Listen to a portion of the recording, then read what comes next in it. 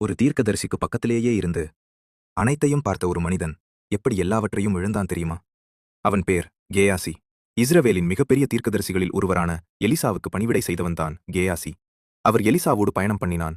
தேவன் செய்த அற்புதங்களை கண்ணாலேயே பார்த்தவன். தீர்க்கதரிசிக்கு பக்கத்துல இருந்து கற்றுக்கொள்ற பெரிய ஆசீர்வாதம் கிடைத்தது. ஆனா அவனோட இருதயத்துல மெல்ல மெல்ல பேராசையும் ஏமாற்றுதலும் வளர ஆரம்பிச்சது. ஒரு நாள் சீரிய தேசத்திலிருந்து ஒரு பெரிய படைத்தலைவன் வந்தான். அவன் பேர் நாகமான். அவன் ஒரு விஷயத்துக்காக வந்தான், தொழுநோய் சுகம். எலிசா தேவன் சொன்னதுபடி யோர்தான் நதியில் 7 முறை குளின்னு சொன்னார். நாகமான் கேட்டத மாதிரி செய்தான். அதிசயம், அவனுடைய தொழுநோய் முழுக்க குணமாயிடுச்சு.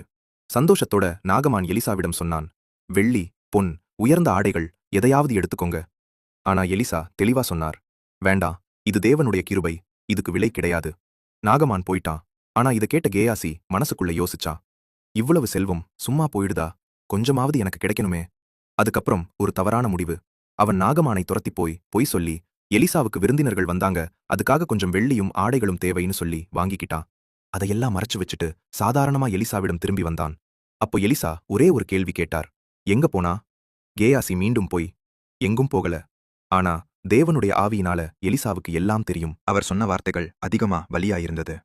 நாகமானின் தொழுநோய் உன்னையும் உன் சந்ததியையும் என்றென்றும் ஒட்டிக்கொள்ளும். அந்த நிமிஷமே கேயாசி பனி போல வெள்ளையாக தொழுநோயால் பாதிக்கப்பட்டான். அவன் பெற்றது செல்வம் இல்ல, தண்டனை. இந்த பைபிள் உண்மை நமக்கு என்ன சொல்லுது? சோதனை சின்னதா தெரிந்தாலும் நேர்மை ரொம்ப முக்கியம். யாரும் பார்க்கலன்னு நினைச்சாலும் தேவன் எல்லாவற்றையும் பார்க்கிறார். பேராசையும் பொய்யும் ஒருபோதும் ஆசீர்வாதம் கொடுக்காது. இந்த மெசேஜ் உங்க மனசை தொட்டிருந்தா கமெண்ட்ல ஆண்டவரே என்னை காத்துக்கொள்ளுங்கள்னு எழுதுங்க.